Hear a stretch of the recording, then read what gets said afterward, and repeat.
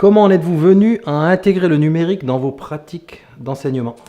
En 2 temps, j'ai envie de te dire, Régis. Le premier temps, ça a été mon premier smartphone en 2004, avec une arrivée tout à fait fortuite dans l'enseignement spécialisé, donc avec des élèves qui étaient de grands non-lecteurs. Et tu sais, toutes ces solutions embarquées dans les premiers smartphones, la caméra, l'appareil photo, le micro, ils m'ont été bien utiles. Et puis, je dois te dire que dans un deuxième temps, ça a été un défi lancé par des copains qui m'ont offert en 2010 un iPad en me disant « tu sauras en faire quelque chose ». Et moi, tout de suite, j'ai évidemment pensé à la classe. Mais toi, Régis, c'était quoi cette intégration du numérique pour toi? Alors je rebondis, on est d'accord, on parle post-ordinateur, tout ça. C'était 2010, je crois, avec les premières tablettes iPad là, qui sont sorties. J'en ai acheté une parce que j'étais un petit peu geek et j'ai tout de suite eu envie d'en faire quelque chose avec les élèves. Alors d'abord, c'était en petit groupe dans ce qu'on appelait les APC, les activités périscolaires de fin de journée, où j'ai intégré et j'ai testé ces outils numériques. Un vol de canards sauvages venait de passer. La douce saison était terminée. En silence tombaient les premiers flocons, l'hiver s'installait.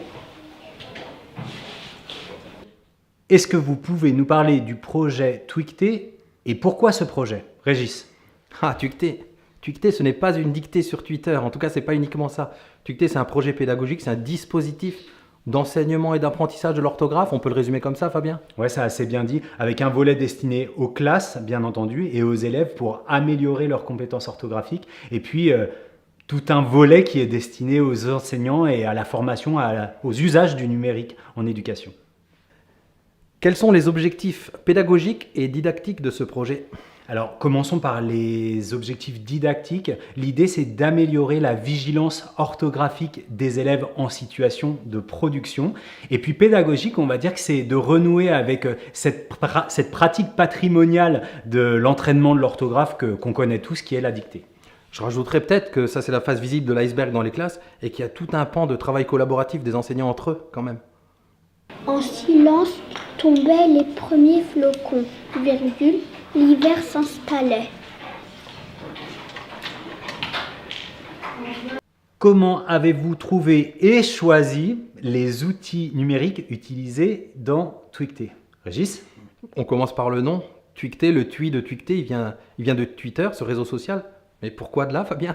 Alors, pourquoi Twitter? Parce que dès 2010, je pense que toi comme moi, on avait organisé une veille pédagogique autour de cet outil de microblogage qui nous permettait vraiment d'aller voir ce que faisaient les collègues en classe autour de l'usage de Twitter dans des activités ad hoc ou autour d'autres activités. Et en fouillant un petit peu, on s'est rendu compte qu'il n'y avait pas vraiment de choses qui étaient proposées autour de l'enseignement de l'orthographe. C'était mon dada. Donc, on a utilisé Twitter à la fois pour la veille et comme support de cette activité pédagogique qu'est Twicté. Mais il n'y a pas que Twitter dans Twicté. Non, on va dire que c'est la face visible de l'iceberg. Là, on voit sur Twitter ce qui se passe dans les classes.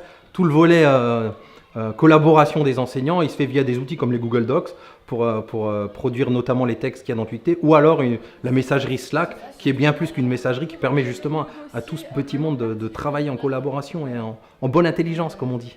Et puis pour les amateurs de libre, on peut penser notamment à EduTweet, qui est une autre solution de microblogage, mais beaucoup plus sécurisée que Twitter. Et puis toutes les solutions Frama qui sont utilisées par nos édu-plombiers. C'est vrai, c'est vrai. Quelles sont les autres personnes qui participent avec vous à ce projet ?